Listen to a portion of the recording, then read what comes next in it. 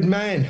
Yeah. 5, 4, 3, 2, 1. 5, 4, 3, 2, Now 1. the old harmonica, the old home, Paul Jones. What a way to start. Welcome all to There's Only One Terry Curran. This is the third in our series. Today we are joined by the maverick, the wonderful, the legend. That is Barry Silkman, player and agent and a raconteur. Silky, you're everything and more. You're a legend, mate. We love you. How are you? Thanks, Gabs. I'm good, mate. How are you? And TC, all good, I hope? Brilliant, and it's an honour to have Baz on our podcast, Gabby. It's fantastic. I always looking at his career because we played at the same time, and it's fascinating how we had similar tastes in things. Yeah. And I'm just saying, just off air there about greyhounds. I found it fascinating. You know, people used to say to me, and I finished up buying a greyhound with Jack Charlton. We may go into that in a little bit. Well, let's start. Because there's a funny story to that with Mel Sterling. Let's start in greyhounds. So you crack on. Start with greyhounds. Let's start with greyhounds. Well, you both got what I stories. would like to ask Baz, because you know what got him into greyhounds. What was it as a young age? Because I used to watch cars when I was about 10 year old, watching people's cars and then going on to dog track itself. But then Barry became a trainer after football, and he had such dogs as Arthur Waite, Carlsberg Champ. Yeah. I mean, Hackney's not here anymore, and Catford. Yeah. You know, big races fantastic. there. And the Savadowicz at One of the big Bellevue, races at Manchester. Bellevue. Yeah. Fantastic. I won literally everything except the Derby. Fantastic. I mean, you started to become really big, and then all of a sudden you went into the agent side of it, didn't you? Because there was no money. I was following. No money, TC. There was no money. No, there weren't. I had owners. I had one owner. I had a dog in a competition. I hadn't had this dog long, and I put a lot of weight on him. Put about 4 kilos on him, which for a greyhound is a lot of weight. Yeah. You weren't a bench trainer, buddy, surely. No. I put it on muscle. He was so underweight when I got him, and I said to the owner, "This dog could win the competition." And he said to me, "If we win this competition, you've got 10 grand. I hadn't seen 10 grand, TC. Yeah. And the dog won the competition. I went on a Sunday morning, took the dogs for a walk the day after we won the final. A couple of other people turned up and said, "We're going to take you and treat you to breakfast." I went to breakfast. When I come back, the girl said to me, "The owners turned up and took the dog away. Never see him again. Didn't even get the kennel bill for that month." And apparently he'd won from the bookmakers at Walthamstow that night. John Jenkins, his real name was John and Tom Power, and Gordon Hutchinson, he'd won 38 grand in betting back then. The race was worth 10 grand. I got nothing, didn't even get the kennel bill. And that's what happened all the time. I had 1 or 2 good owners, and the rest of them were not so good, mate, to say the least. I know it's fascinating. It's amazing that, you know, even in football itself, you know, you always think you're doing somebody a favour, and they like turn against you, don't they? You know, you Absolutely. think, I know. You know, you don't let them down. It's that they let you down. You know. Yeah. But going No, back, absolutely. I'll tell you a funny story with Jack, and I didn't know Jack liked to bet. We played cards, but we only play for a little bit of money with Jack. At the other clubs, we would play for big money with players. But Jack said, "TC, do you want to buy a greyhound? I can get one from Ireland." And I said to him, "Yeah, why not?" So the dog we called Spiral Please, and we had it trained with Harry Crapper. Can you remember Harry Crapper? Yeah, I remember Harry, yeah. Anyway, me, Andy McCulloch, and Jack bought this dog. Anyway, Harry said this dog would win this night. Anyway, I backed it. I had 500 quid on it, and it drifted right out. Anyway, Harry said to me, the reason why he got beat, he got lame, but the backed it on the Tuesday. The backed it on the Tuesday. We were playing. It came in from 6 to 3 to 1 and absolutely blew in.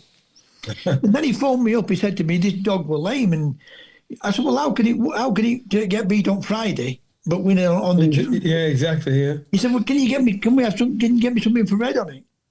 I said, "That's not a problem, Harry." So I goes to pick the dog up, takes it back to the ground to John O'Neill, who was our physio. Mel Still is only a young lad. Well, I'm 23, he's 18, Mel, 17, 18. Yeah.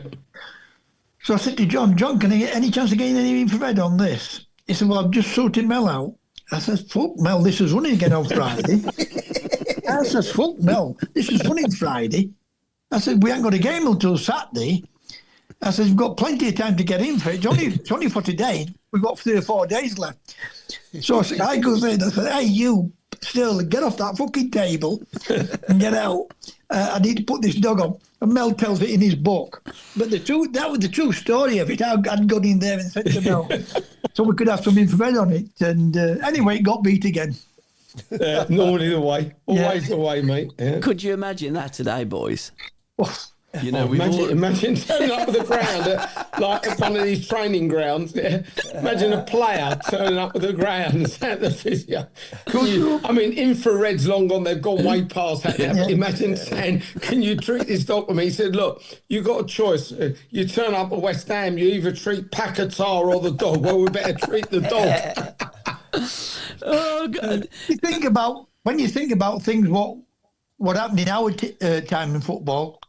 And you see how it's changed. It's not even it's not recognisable, mate. And I'll tell you what, the big thing that's gone now, it's really disappeared. It will never come back. Is the camaraderie and the friendship between players. We'd be on a coach, TC. You'd have somebody telling jokes, little group playing cards, a little group having a quiz. You'd all be everyone talking to each other. You'd get off. You didn't have to huddle on the pitch. You'd done all that all the way to the ground, on the training ground, after training, on the coach on the way. You did all that. Now they get off the coach. No one spoke to each other. They've all got headsets on, listening to music, playing their Game Boys. There is no camaraderie at all in football clubs anymore. We used to all go out and mix together. We'd go to, those that drunk, go to a pub, go to a nightclub after the game, meet up for meals. You do things together. You wouldn't live in each other's pockets. No. But you would do a lot of things together. Now, once them players have gone to the training ground, they don't see each other.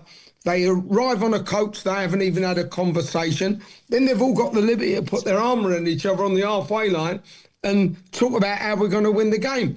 Well, if you were all like that and close like that, you wouldn't have to do that. Doing that on the coach on the way to the game. Yeah, I mean, people say to me, I love football more than anybody could have loved it, and I'm not saying I loved it more than anybody else. No, but you loved it as much as anyone, as much as anybody could have done. I'd always got a ball at my feet as a young kid. I always knew that if I didn't be a footballer, I wanted to be a jockey. The problem was I grew when I left school. I was tiny at school. Yeah. And I always knew that something, I'd got a big chance of being a footballer because from a young lad in school, I played in all 4 teams. First year, second year, third year, fourth year. Do you know what I mean? Yeah. So I know I got something. It was just giving that break, and I got that break with Morris. But when I look at football, people say, do you miss it? No, I don't miss it. I'd love to play on the pitches, not get kicked now. Oh, God, yeah. I would love that. Because I didn't get without the mud and the sand everywhere. Yeah. I mean, there weren't the worst of pitch in Derby County, I must admit, and I played at Derby. It's not the camaraderie between the players in the dressing room and the piss taking. You had to be brave and you had to be quick to answer some back. Yeah. Because they would just crucify you. But I found that same with the dogs, because I can remember all the big gamblers when I was a young lad going on there, even when I was footballer, going in, the Manchester, Bellevue, Manchester, Sheffield. Kinsley was just a flapping track and the other flapping tracks, and the characters, the gamblers and the bookmakers. Oh, absolutely. I can remember, there used to be 13 books on nearly all tracks when I used to go. Yeah, that's right. Yeah. I can remember Smiler being at Kinsley, and every time I went on, footballers here, we're going to get somebody tonight, And And I would set the betting off sometimes. You know what I mean? If I went in and backed the dog, everybody thought, well, he must know some information there. You know what it's like, don't you? Being, when you meet public eye. But even that's gone. Even all the characters out at gambling's gone. It's gone. I remember at Walthamstow, we had one guy called One Arm Lou because he had one arm. Right? So he was One Arm Lou. We had another guy that, because he always used to get in before everyone else, we called him Davy Crockett, right? So he was Davy Crockett. We had a guy, Big Mac Duff. He used to be a film extra. And funny story, TC. This is a funny story, mate. So he's in a film where he's playing a Roman. So he's got all the Roman gear on, and he's at the back. And they're talking to, Yul Brynner, whoever it was at the front. And he's one of the Romans at the back with the guards. So he took us to see the film. And he's telling us what we've got to watch out for, because he had a tip for a dog in the second race at Walthamstow that night, yeah? And what he's done, of course, in the Roman days, there's no watches. No one had a watch or watch didn't exist. But what he's done, he knows he's got to get away from the film, and he's looked at his watch like that. Now, it's still in the film because no one has noticed that he's done it. And we've all gone there. There's about 12 of us, and he's gone, it's coming up. And he's there with his thing like that, and he's changed his hand to hold the shield, the sword or whatever, and across his shield, and he's gone. And we've all pissed ourselves. And I mean, things like that, them characters, they're not here today. No. Even the footballers. I remember playing at Man City, and we're playing, I think it was Leicester, Frank Worthington. Oh, big Frank, what a character. And we're winning 4-0. And I'm on the halfway line. Next thing I know, my shorts and my slip those to him. He's come from behind me, pulled them down, and they've got stuck in my studs. And I've hit the panic button, and all round the crowd up in here I'm chanting, Silkman's got a small one. And the referee's pissing himself, the players are pissing themselves, and I'm on the floor trying to get my shorts up. Couldn't happen today, TC. He'd get a red card. Get a red card. He'd be gone. I went to Sweden at 79 when I was up at Sheffield Wednesday, just for a 6-week period. I think it was to get Jack a bit of money and give me a little bit of extra money. And Frank, I played for a team called Otavida Bay, and Frank played with a team called No Shopping. Yeah, I know No Shopping, yeah. We used to say no shopping. Yeah. Yeah.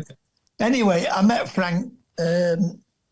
We were staying in the same hotel. We were playing in this city, but they were playing a bit further up. Yeah. And they stayed, and then they were not flying up, but driving by coach for an hour. Then, up to the stadium where they were playing at. Anyway, for the character Frank was back then. It was brilliant, mate. So I finished up. I mean, I spent 3 days with Frank. It was unbelievable. He was brilliant. The things we did together. Listen, can we talk about him? We will get on today. Stan Bowles was very similar. Yeah.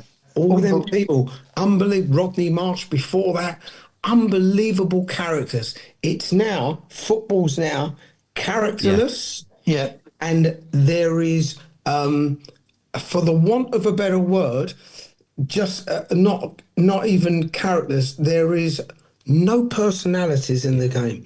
I think that it's just gone. Everybody's like a robot. Sterile. It's no laughs. There's no jokes. There's no everything. And players now, they when they're going to dive on the floor. When they're going to roll in agony. Yeah. Let them go and get tackled by Terry Erlock. Yeah. Players today wouldn't even get off the floor if Terry... I know what was that like, because I've been tackled a few times by Terry Erlock, so I know what it's like. And I was talking with Uddy about this, and I don't want to knock Messi, because I can watch them all day, Messi and Yeah. I can watch them all day. Absolutely. But, however, would they get the goal they were getting today if they had to take the brutal stick that Bessie and Pelé and Maradona were taking. Not a chance. You wouldn't know because they'd have been brought up in that era. Yes, that's the thing. If you could put them now, how they are now to then, I would have said no. But growing up in that era, if they had that ability, then probably yes, because they'd have grown up in that era. But players today, they don't even understand what tackling is. Norman Hunter, if he ever got the ball first before you, it's a miracle. Terry Yorath, good luck when he fucking come at you. Terry Yorath, it was brutal. And you knew it was going to happen. It's a question whether you could jump out the way or not. You would have played against the late, great Tommy Smith. Oh, good luck. I played with him. I played against him up at Liverpool when I was playing for Doncaster in the FA Cup. But Toshak bought him for Swansea, and I once nutmegged him. And you know what he was like, in his scout-looking accent. He says, "I'll snap you in fucking two if you ever do that to me again, you little cunt," And I just started laughing. Next time I finished up in row 8. Unbelievable. Tommy Smith was a nightmare. He done me once. The ball was on one side of the pitch. Next thing I'm on the floor. Tommy Smith went, "Silks, get up, I only tapped you." Yeah. And I'll tell you who was worse than him. A really good friend of mine was worse than him. Go on. Charlie, Graham Souness. Oh. Charlie was worse, mate. But Charlie was a fantastic footballer. I love Charlie. He's one of my friends. But was he a hard man? Oh, my God. And every tackle, his studs were up in the air. He wouldn't last any game. He'd be sent off every game he played now. But what a player. Two things I can honestly say about him. And he should have been, to us, to our generation, he still would be. But if he had got that little bit more pace and weren't that, and people say if you take that out of a player, it wouldn't be him. But I didn't think he needed to do it sooner because he got everything, hadn't he? No, Bobby Moore had no pace. He was brilliant. Bobby Charlton had no pace. Glenn Hoddle had no pace. What a player! No, but what I'm trying to say is how these superstars get the superstar names and everything. Souness had got all that, but he'd be one of them. What would I think Graham Souness, because he had that real nasty streak. Yes. He never got the adulation he deserved for how good a player he was. He did. Well, he got that dirtiness about him. And I love him. To pieces. He was a brilliant player. There weren't any better midfield player in the world than Souness. Technically, he got every mortal thing. I remember going up to Anfield for a game, and he was playing. Obviously, there was him. Kevin Keegan was up front with Ian Rush. And I remember before the game. No, Rush can't have been there when Keegan was. John Toshak was up front with him. Yeah. Toshak was up front. I think Callahan was playing out one side. Yeah. Can't think who was playing. Charlie was in midfield. Mark Lawrenson was. Well, is that the little Phil Neal was right. Phil Neal was right back. What did they call the little England coach? Sammy Lee. Sammy Lee may have played. Yeah, I remember right back was Phil Neal. Yeah. I remember that. And we was in the dressing room before the game, and we all sit down. Obviously, there's only 12 years in. And TV's gone, right, this is the team that started. And he's looked at us and he said, on paper, they are miles better than us, make no mistake. He said, but lucky enough today, we're not playing on paper, we're playing on grass. And we went out and, to be fair, we drew 0-0. It was a blinding game and we drew 0-0. But it was great. Still, characters like that, will come out with statements like that. And that, pressure, I can honestly say this, I don't give a damn what anybody thinks. I never, ever believed in pressure. Me neither. Me neither.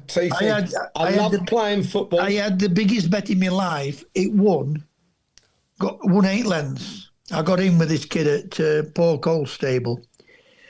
And the biggest one what got away from me was Genovese. I bet it first twice, and I put him £100 on it. I had 500 quid on it. I put him £100 on it twice.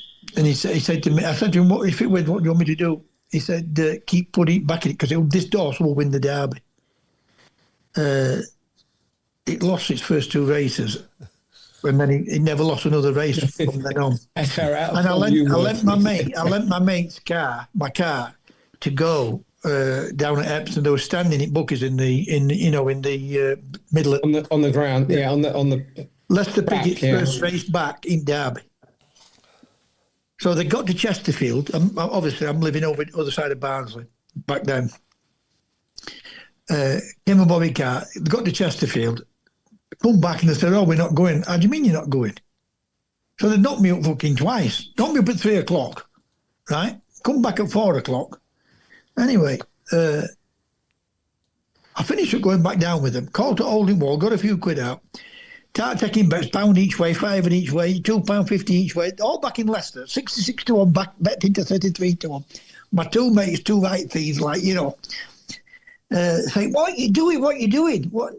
We can't pay out if this wins, So anyway, I guess off at the stand, goes into car, has an hour's kip, wakes up at 5:30 after the race. No.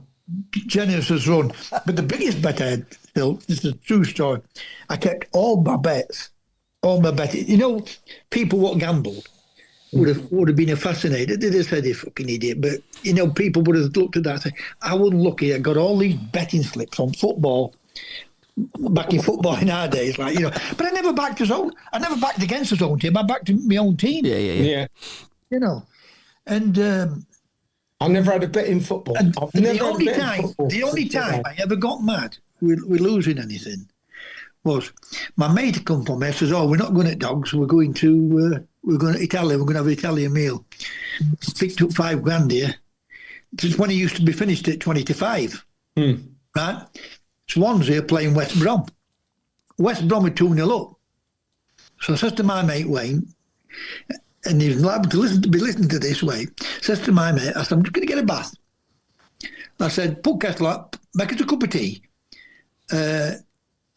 And we're not going to Dogs, we're going to Italy, we'll have Italian tonight." Comes into the bathroom, he saw it's 2-1. I guess out of that fucking bath, it's 2-2. They faced the sub on. There's only 10 minutes to go, right? And Swansea beat West Brom 3-2. I got all these betting slips, and and that's the only time never bothers me losing. Never ever bothered me losing one little bit. And I'll never forget this.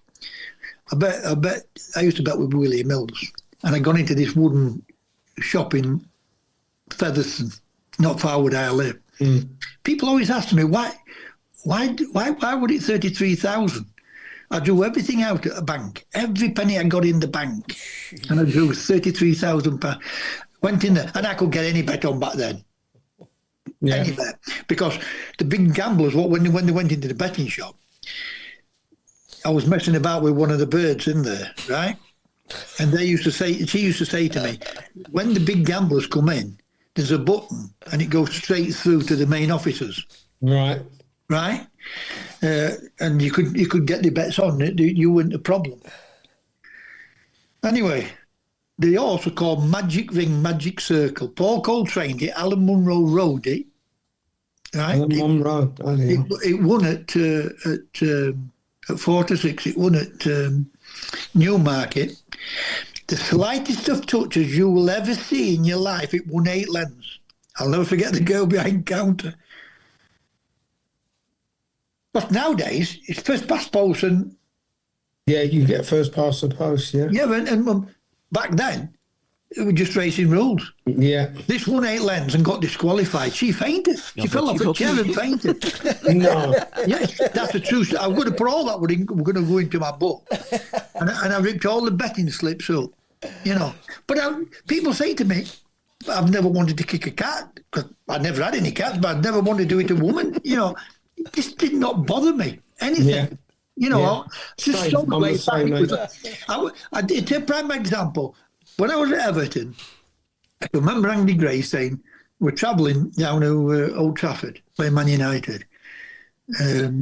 What is the year we won that league, or year before that it may have been? We drew 1 apiece at Old Trafford. And I remember Andy saying, if we get a draw today, it'd be a good result. And I get it. I really get it. But me, I always believe, let's win. Yeah. You can't always win, Baz, you know that. Exactly. But Yeah. that's how I felt. I felt as though we could beat anybody. You know, and I said, get a result. We're going out to beat them. You know, but that's how I was. I would watch it racing and walk in at 2:45. You know, another prime example, I remember playing at Hull for Huddersfield. You remember Pebbles winning Guinness? Yes, very well, yeah. Right. Anyway, I backed this horse, Pebbles, and Mick Buxton, who was manager of Huddersfield. Yeah. Right? My mates, my Huddersfield mates, right? I used to get them tickets. And I'm sat on board. There was no televisions back then in them days, you know, like it is. There were televisions, but not like it is now, yeah. You know, on buses and everything. Anyway, we just commentary on radio. So they're coming past and knocks on window. What are you doing? I said, I'm listening to this race. So Fat Man, Tony Kelly, and he says to me, can I come and listen to the race? I said, not a problem. Come on. Anyway, 5 minutes before, not 5 minutes before, after 5 minutes late. So it's like now 20-3 when race is on. You know, I was never one for going on to pitch, especially at home. I would never be on pitch at home. I'd be in players' lounge watching racing or whatever. You know, back then. So on a Saturday afternoon, you won't get it in midweek and whatever. Mickey Buxton comes on. He said, "What time do you think you got? This is at 2:45. What time do you think we got a game?" I said, "Mick, don't give worry about it. We'll beat these all." You know, and we beat it 1-0. But when you think about the things we did back then, it's incredible, isn't it? Touching the Stanley Bowls there. Boys, you've both recorded Singing the Blues. Silky, you did for QPR. Yeah, with Mickey Most. It was so fun. We went in the studio. There was Simon Stainrod, who fun up I was talking to early on today. There was Tony Curry, Glenn Roder. We all went in the studio and Mickey said, right, they all sing it together. So we're all singing, there's about 10 of us. And Mickey's gone, oh, someone's out of tune. He said to one of the lads, you drop out. Then he's got the money out of it. All of a sudden, there was only me left. And he went, well, Silky's the only one singing in tune. He said, so what we'll do, we'll record him and we'll just put his voice on over and over and over. So it sounds like there's about 15 of you. So that's what we did. It was a funny day in St John's Wood. Mickey Most. It's amazing what they can do in the studio, isn't it? Now they can do anything now. When they asked me to make that record, I said, I can't sing. And I finished up making the record. I mean, what I did do, I can remember they wanted me to sing the Wednesday Win United Lose, and back in our day, they were always fighting on heaps at weekends, weren't they? You know. Oh God, yeah. And I said, no, I'll not do that. But I finished up doing the song. But when you think about it, and again, I didn't get a penny out of it. All other people made all money out of it. Yeah. And I'll tell you what, which is a true story when I think about it. They said to me, we can get this on Top of the Pops, you know. And I said to him, how do you mean get on Top of the Pops? So this is how we go about it. We're going to get busloads of girls to go down. They would pay for them all to Leicester. That's because they used to buy records then in those shops in Leicester, in Newcastle, Manchester. That's what they were going to do. I said, no, I went into all like that. You know what I mean? I said, no, I'm not. But I think it sold about 3.5 copies just in Sheffield itself. So they made the bit of money what were made on it. Yeah. But it just shows you what they can do and how they do it. Who remembers who sung the original of Singing the Blues? Go on. Mitchell, isn't it? Yeah, what they call Mitchell. it? No, the American guy. Guy Mitchell. Guy Mitchell. Yeah. Guy Mitchell. Can anybody tell me? Never felt more like singing the blues. Because I never thought that I would lose your love. Aren't you related to Mark Bolan? Yeah, it was my cousin, yeah. Yeah. Brilliant. Absolutely. It was my cousin, yeah. Fantastic. Were you very close, Silky, you and Mark? I wouldn't say close. Yeah. At the time, it probably my mum was very close to his his dad, Yeah. because his real name was Marky Feldman, and then he shortened it to Mark Feld, Yeah. and then Mark Bolan, but his original name was Mark Feldman. So he was my mum's. His dad and my mum were first cousins, so he was my second cousin. So he was he was about 4 or 5 years older than me. So I saw him a lot when I was maybe 5, 6, 7 years old, but not so much once I reached 10, 12, 11, 10, 11, 12, 13, 15, 18. I didn't see him so much then. And funny enough, after he died, a little while after he died, I was in a hotel in the West End, and I'd had a meeting with another agent, and there was loads of photographers and journalists started turning up. And I said to someone, what are they doing here? He said, oh, they're interviewing Mark Bolan's wife and his son.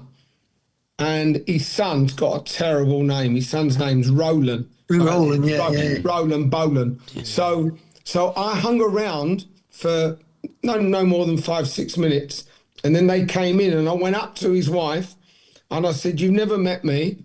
My name's Barry Silkman and I was Mark's cousin. She went, oh my God, Silky, the footballer. I said, yeah. He went, oh, Mark always spoke about you, never stopped talking about how you'd made it in football and how everyone was proud of you. And that was great. For me to hear that was unbelievable, TC. I didn't even know he even thought about me, let alone anything else. What's the fascinating thing about the singers back then and the artists back then? They all wanted to be footballers, didn't they? Everyone wanted to be a footballer. We want to be a singer. We wanted to be a singer, and they wanted to be footballers. Footballers, amazing. And sadly, when he got killed, I mean, his car skidded off on a corner, didn't it? A minute. Yeah, and it skidded, hit the tree. Yeah. And no one else was hurt. He was killed. His girlfriend. Yeah. Nothing wrong with her. Not even a scratch. It's amazing. It's so sad. And people always used to say to me, oh, look at it, I bet he was on a lot of drugs. And, oh, my God, he was like the biggest teetotaler you've ever known. Wouldn't go near him. That was just his look. Yeah. Yeah. Do you know, it was a look. It didn't mean that's how he was. It was just his look. So you know as well as I do, people just add things onto whatever it is. Mate. Whether it's Barry Silkman or George Best, and you know him better than I know him because I knew him very well. We were really good friends. Yeah. And I finished up. I mean, 3, maybe 4 nights, but 3 nights out with George and with Bawley. He was so quietly spoken. Unbelievable. And I can remember us being in Tramps. It was after the cup final, not an FA Cup final, League Cup final, when we got beat by Forest. And they're all in there. Oliver Tobias, Michael Caine, Olivia Newton-John, they're all in there. And they're all big stars back then. You know, George comes in, right? And you know what Tramps were like because you go down the stairs. Oh, yeah. Johnny Gold's club. The dance floor's to the left. That's right, It's to the right. That's right, yeah. Restaurant. And George comes in, and you've never seen superstars just stop and stare. I know. His life was just. I remember one day. I could see why he drank because he didn't. He was telling me he didn't know what to do, mate. He didn't know what to do. He really didn't know what to do. I mean, one of the only times he didn't drink a lot when we went out, he wouldn't have more than 2 drinks because I didn't drink alcohol. Yeah. So he didn't want to drink when I weren't drinking. And I'll never forget when we went, he phoned me one day, I was at home. He said, Silks, we've got a party Saturday night. This is going to be the best party we've ever been to. I said, who is it? He said, Billy Connolly. It's his birthday. And Billy was a funny fucker, you know, he was a funny one. So I said, all right, great.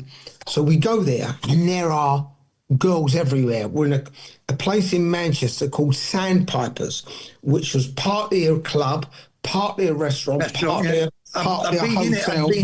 Right. So Billy had got the whole of the bar in the restaurant area. He called everything off for his party. So we're there about an hour and a half, and Billy is sweating like a pig. He's got water dripping off him. He's got this white shirt on. He looks saturated. Now, this was George when he hadn't had a drink. I've gone to George, said, George, anything wrong with Billy? And he went to me, the sweating. I went, yeah. He said, go and ask him what it is. I said, you ask him. You're better, closer friends than I am. No, he said, I'm too embarrassed. He was actually too embarrassed to ask him, because if he didn't have a drink, he wouldn't even go up and have a conversation with anyone. It's really, once he had a drink, he'd open up to everyone. Anybody, yeah. When he didn't have a drink, so he went to me, you go and ask him. So we have a photo taken together. This guy takes a load of photos of us by the bar, and George is going to me, because I'm on George's left. Billy's here, George is in the middle, I'm here, and George said to me, Silk, go and ask him. Silk, go and ask him. Silk. I went, all right, okay, hold on. So we come away, I said to him, Billy, I said, you feel all right? He was saturated. He's gone to me, I feel great. I feel great, wee man. That's what he got. I feel great, wee man. I said, you don't look so good. I said, you are absolutely saturated. And he starts taking his jacket off. What's he doing? He took his jacket off. He said, hold this. As I took it, it's gone bang. It's hit the floor. What the fuck? I've picked it up. It had all like, it was like a Levi jacket, but it had all these little shiny bits on it. What had happened was, he was doing a world tour, and he had to lose 2 stone in 3 weeks.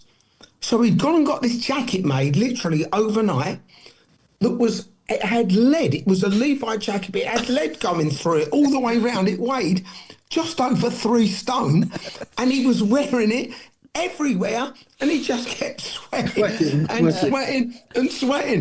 I said to George afterwards that would be the only time I've ever met anyone who's wearing a jacket that weighs more than 3 stone.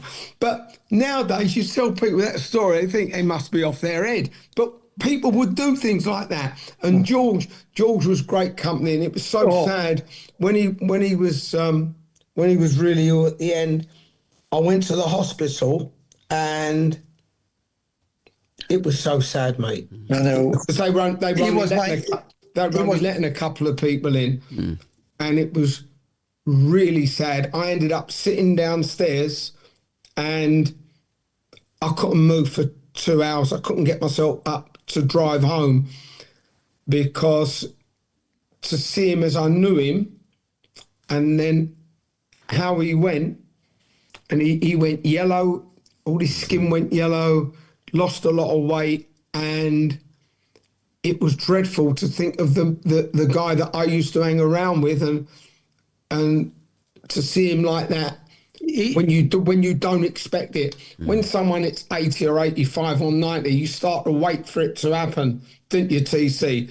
At that age, even though he'd been drinking like a lunatic, you still don't believe that's going to happen. And he went like that. Yeah. I mean, he was my idol, as a kid. Well, when we were friends, he split up with his wife, Angie. Angie, yeah. And Angie moved in with her parents near Southend, in a place called Prittlewell near Southend, near Westcliff-on-Sea.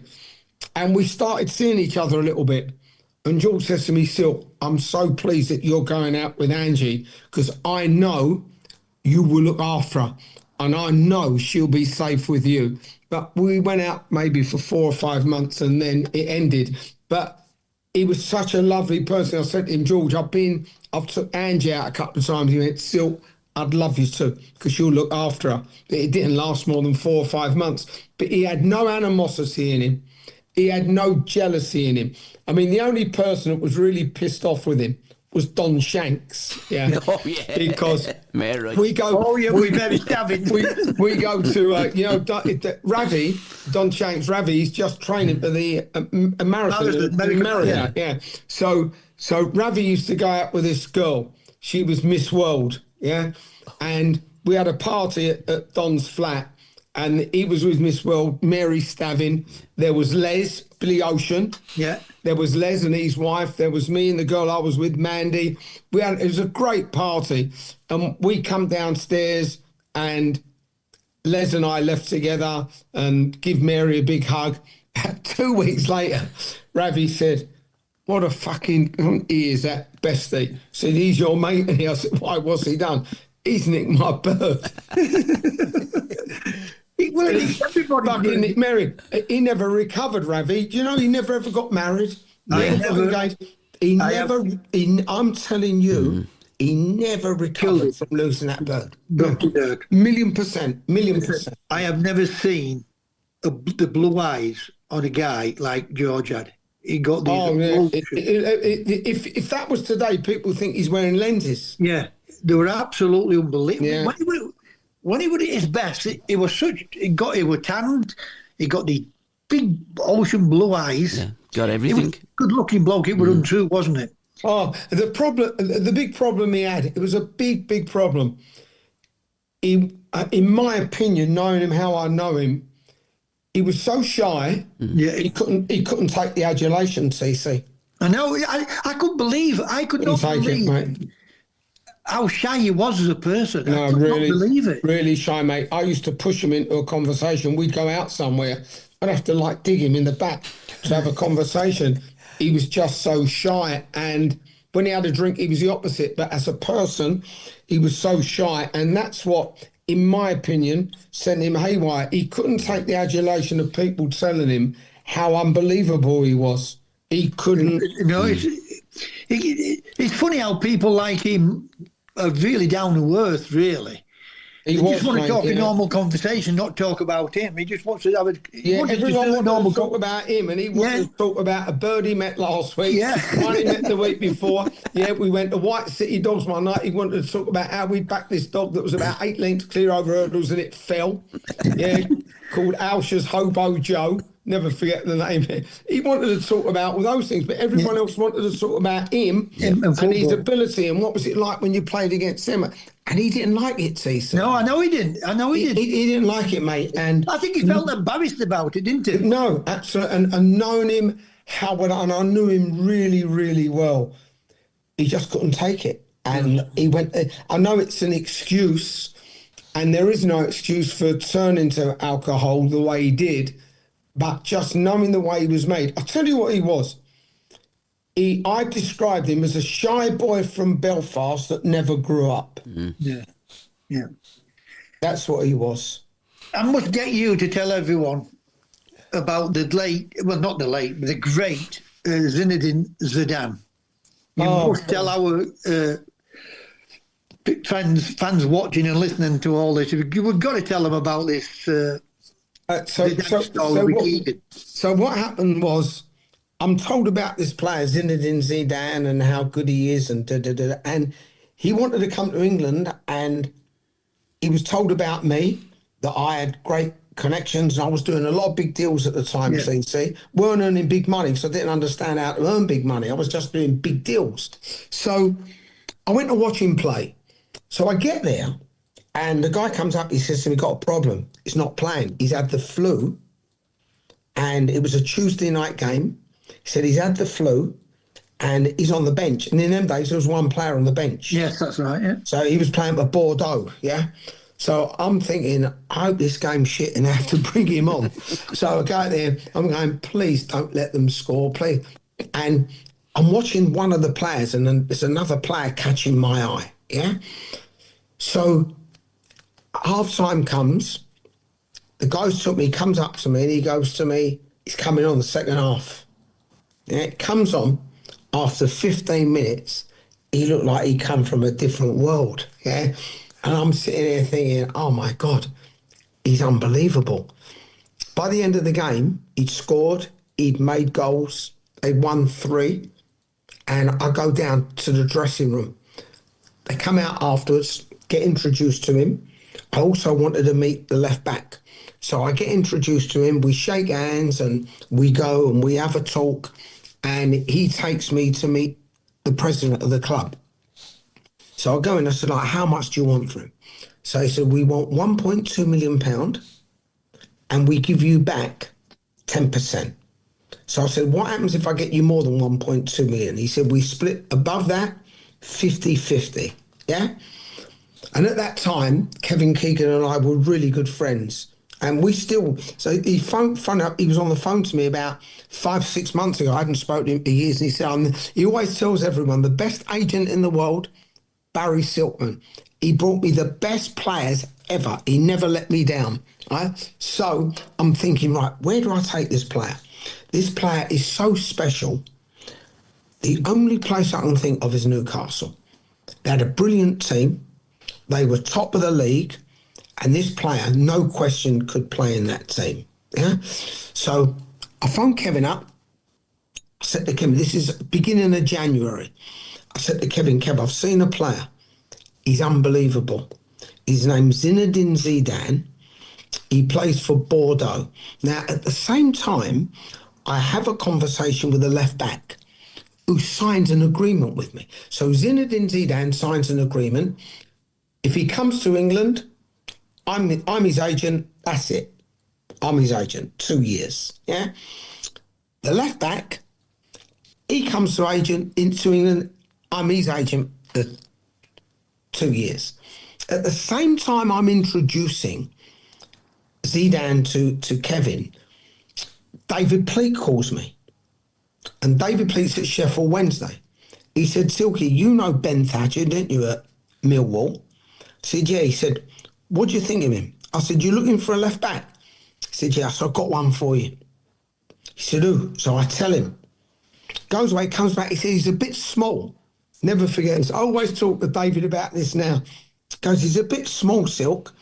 I said, what do you want, a footballer or a basketball player? I said, Kenny Sansom was only 5'7". I know. Yeah, he's the best left back England have ever had. Better than Ray Wilson. Kenny a few times. Yeah. Unbelievable player, right? So I said, David, trust me, go and buy him. He said, what's the deal? I said, 800 grand. He didn't buy him. So he thought he was too small. Player's name was Bigzanti Lizarazu. Okay. Yeah. Other than Roberto Carlos, probably the best left back in the world. Yeah. So I go to Kevin. So Kevin said, right, I'm sending someone to watch your player. So I call up Zidane, who only speaks English, but not great. I said to him, I'll bring you to Newcastle. I said, Silky, Newcastle. Yes, that is my place, Newcastle. Yeah. Says, obviously, watch them on the telly and the whatever. So Kevin sends someone to watch the game. I will never, ever, ever, ever forget this. In them days, we had the Premier League and then Division 1. It wasn't a championship. Yeah. So it was the Premier League, Division 1, 2 and 3. So let's just pretend for a minute that it is the championship, okay? So he calls me, Kevin, on the Monday morning, 9 o'clock. And I'd just gone out with the dogs, come back, I had 2 German Shepherds, come back. And in them days, fax. There's no emails. Everything was on a fax. Yeah. So he calls me and said, Silky, you're going to get a fax soon, and it's going to give you the write-up on Zidane. So, okay. Get the fax. I'm standing with the fax machine. About 20 minutes goes by. All of a sudden, the fax machine goes. It starts coming out. I look at it. I will never, ever forget this. It's exactly what it said. Silky, and by the way, in the championship, first division, let's call it the championship, Wolves were bottom of the championship, okay? Yeah. They were bottom. This is the exact words. Silky has grossly over-exaggerated the player, and at best, he could play for Wolves, but I don't even think he's good enough for them. So I phoned Kevin up in the afternoon and said, Kev, who was that player? He said, it's one of the scouts I trust. I said, do me a favour. Don't trust him. Just sign him. And Kevin said, look, I can't override him, Silk. And he said, I have to tell you, I do. And to be fair to Kevin, he said, I do think you're a better judge. In fact, I think you're a far better judge. But he works for the club. We have to go on his say-so. So what I did, I phoned up a guy called Maurizio Peverali. Right? He was a scout at Juventus, and his brother-in-law, Roberto Bettiga. Yeah, I remember him. Yeah. He was the head of Juventus. He'd gone from being a player. Yeah. He was now running Juventus. Okay, so then I called Zidane up and I said, "Look, if I get you to Italy, can I still be your agent?" No. He said, "I have my agent for anywhere." So he signed for all territories except England. I'm the agent for England. So I phoned up Anyway, I said to Maurizio, do me a favour, go to Roberto, tell him I've seen a player, and Roberto loved me. Roberto always used to say to Maurizio, fantastic judge. If your friend Silky has a player, he tells us if he's good enough for Juve. He tells us. So I phoned him up and I said, Maurizio, there's a player I've seen at Bordeaux called Zinedine Zidane. He's unbelievable. Yeah? We're now right at the end of January. So these are, in them days, the transfer window went till the end of March. Yeah? I said, he's unbelievable. So Maurizio comes back to me a few days later. He said, they know the player really well and they were so close to signing him and they're not sure what to do. But now you've said that, they're going to sign him. So they bought him for 1.2 million. They left him at Bordeaux till the end of the season. Of course, the rest was history, become the best player in the world. But do you know what they did for me, Juve? They gave my wife and I 4-week holiday every year for 4 years, anywhere in Italy, and they picked up the hotel bill. Brilliant. Fantastic. Fantastic. But it just shows you how we recognise the technical side of players. You know, I don't know whether you got on with Tony Curry or TC. I love TC. We played together. I know, but when you look at them players, you know, how they ruin the players' careers themselves. You know as well as I do. If you don't fall in line with what they want you to do. Let me tell you, I always say, give everyone the same answer. People say, who's the best player you played against? No question, Glenn Hoddle. No question. And I played against some unbelievable players, but he was the best. Who's the best player I played with? And I played with some fantastic players, especially at Manchester City and Crystal Palace. Some fantastic players. Mick Shannon, Asa Hartford, Willie Donaghy, yeah, Peter Barnes, Dave Watson, Tony Booth, some fantastic players, Gary Owen, fantastic players, Kenny Sanson, unbelievable players, but the best one, TC, Tony Curran, best one I ever played with. But because of how he was, never ever he should have had 100 caps for England. Yeah. Absolutely. Unbelievable, isn't it? When you look at him, Frank, I mean, the best player I ever played with, and I played with some great players, John Robertson. Oh, Robbo, yeah, great player, Robbo. Viv Anderson at Everton, Sheeds, Andy, Reedy. Kevin Sheedy. Yeah. I got Kevin Sheedy in the team. I was at Hereford. And I said to the manager, I said, why are you not playing that young player? Well, he said, he's 16, Silk, he's dead. I said, let me tell you, John said it. I said, let me tell you something, John. And he hated it when I called him John. I said, let me tell you something, John. He is the best player in this club. I went, other than me, started laughing and said, I'm telling you now, put him in the team. And he put him in the team, and he was a wonderful player, Kevin Sheedy. Like, he had great balance. What made him even better, left-footed players always stand out a little bit more than right-footed, but he had wonderful balance. Yeah. He had terrific vision, and he was a wonderful player, Kevin Sheedy. The left-footed players are just unbelievable. I mean, Beckham is the one what strikes the ball as equal as a left-footed player. All the great left-footed players. I mean, you could say Beckham strikes that ball. Because the left-footed players look different as well, don't they? They look different. Well, what they say is your brain's on your left-hand side and it's going straight down your left-hand side. I agree. You know. I think looking at my life, TC, I think mine must have gone through the middle. But when I look at TC, I'll tell you a funny story about it. I told him the other week, he phoned me up. He said, what are you doing Tuesday night? I'm thinking we're going out. Never thought about the game at Sheffield United. And I've not been back there since I left him. And he said, I want to invite you down at game. And I thought, you are joking. I said, you're being serious. He said, no. I said, are you wanting people to throw stones at me? Started laughing. Anyway, I finished up going down. Who's down there is Matt Letizia and some of the Southampton, because I'm playing Southampton. Obviously, I played with Southampton. So it turned out a great night in a sense, and I'll tell you a story of what I tell TC about Big Jack. But Charlie George was the best of all the players I played with. And I played with him. What a good player he was. He played 60 minutes for England. He didn't even look like a footballer. What a good player he was like that. Yeah. His hair was down here. He even had his thighs were only like that. What a player! Oh, Legend. He would go in ball, and he used to whistle. You know, in training, he'd put the backspin on a ball.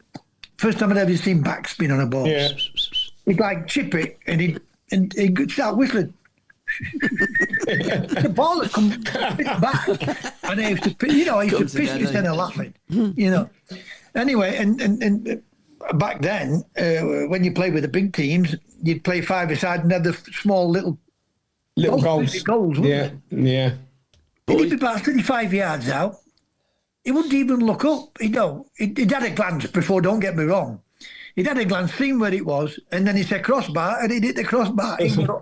I played with them all. John Robertson, Bally, all of them. Charlie was the best. Superb player. Brave, pace, everything, every modern thing. And some of the goals he scored were unreal. Yeah, and you know what I loved about him? And I used to love him as well and played against him as well, obviously. He'd hit a ball, hit a shot, where it come in his body, he could adjust his body and get his foot up. He wouldn't have to keep touching it to get it down. If it come that high, he'd adjust his body, get off the ground, and either that or paintbrush or... Yeah. He was unbelievable. And whatever leg it come to, he'd adjust to shoot. 100%. He could adjust that body. Unbelievable. Getting your body in line with the ball will always help you with your touch. Yeah. But he could adjust his body. Unbelievable. I used to play against him, and sometimes it's a terrible thing to say, really. Yeah. You play. I remember once I played against him. He had a shot. When it come to him, and I couldn't tackle, but I was closing him down from behind. I thought, right, he has a touch here. As soon as he has that touch, I'm going to nick the ball off him. He had a shot. And it dipped over John Burridge and just dipped over the bar. And I'm on the pitch. And I've gone to him, how the fuck do you shoot there? And he thought I was taking the piss. He went, you taking the piss? I went, no. I said, I was just about to nick the ball off you. It was 3 foot off the ground. And he didn't even jump. I couldn't figure out. And there was no videos then. And to this day, I often think about that shot. People say, what's the best goal scored against you? And I always say, forget about the best goal. I said, I played against Charlie George once, and he had a shot, and the ball was coming to between his belly and his chest. He didn't jump at all, but he had a shot, and it dipped, and it just landed on top there. John Barris he was 7-8 yards out. Yeah. And I said, but I don't know how he shot. They said, what do you mean? I said, well, he had to jump to shoot. But he didn't jump, and I thought I was going to nick the ball off him. And that's what he was, Charlie. He would shoot. I tell you, he was a little bit like that, but not exactly the same. Harry Kane would shoot. Yeah. When he don't look like he could shoot. No backlift. Yeah. And Charlie George was like that. He'd shoot and Charlie George's vision was unbelievable. He got every mortal thing. Unbelievable. I mean, in this particular game, a very similar thing. He's picked up the ball on the halfway line and he's looked through the centre and he's gone, hit it with the outside of his right foot. I can't remember who was out wide. He's playing in, clean in behind Kenny Sanson. He's just looked at the ball and done that. How did he do it? You put the YouTube on with Real Madrid and watch Charlie. That game is unbelievable. The performance of him. I mean, people say to me, who's the best team you played for? It's not the best club I played for, but the best team I played for with Derby County. Yeah. The goalkeeper, good goalkeeper, but if we'd have had somebody like Schultz. Yeah. And I think if we'd, and I'm not knocking the duck, and I'll tell you the reason why in a minute. Who was in goal there? John Middleton were in goal. Right. Listen to this for the team. John Middleton goal, good. Always a mistake in him. Yeah. Right. David Langham right back. Yeah. You got to get bed. Work. David Nish left. Good player, Nishi. Unbelievable player. Good player, Nishi. Unbelievable I player. used to love him. Yeah. He gets injured, and we sign Buckley from Luton, 300 grand. Yeah. McFarland and Todd, midfield. Yeah. Daly, absolutely crackers, Jerry Daly. Yeah. He bet on 2 flies. Good player though. Oh, great player. Great player. Daly, Masson, and Rioch. Oh, Bruce. Yeah. Charlie. Fucking hard bastard he was as well. Charlie, me, Jerry Ryan, and then we had Oh, Jerry. Yeah. God. and then we signed Gordon Hill. Right, we played Christmas time Fucking at Illy. Ipswich. Right, we were up 5 o'clock. I mean, I don't drink. I wasn't drinking.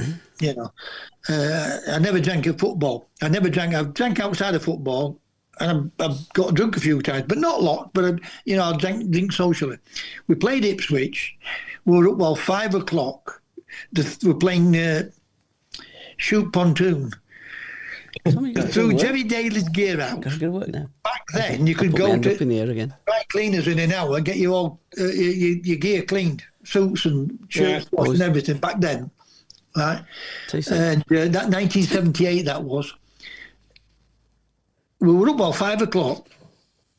Grolsch was the drink, with the flick on tap. Yeah. Yeah. They drank about 2 cases of that, wine and everything. They were all pissed, right? We beat Ipswich. We got 2 men sent off at QPR. We played with 9 men. In fact, I got sent off. Me and Don Masson. Me and Don Masson got sent off at QPR. But Charlie scored the best goal I have ever seen, right? At Ipswich. It was unbelievable. Yeah. And I mean unbelievable. Boys. But going back to Tony Curry, I was telling Tony about this. We're on pitch, and obviously we and him are talking about clubs and, what's it been like playing at this club and what you played like with that manager, so-and-so, so-and-so. So anyway, trainer shouts, come on, we've got to go in now. So it goes in. Next time it comes around. When it goes in, he pulls Jeff Johnson and he says to Jeff, in front of everybody, he said, Jeff, I want you, when Tony Curry gets the ball and you're near him, if it's the first minute, I want you to put him on a stretcher. I want you to go through him and put him on a stretcher. So Jeff looks at Jack and he said, Jack, he said, that's not a problem.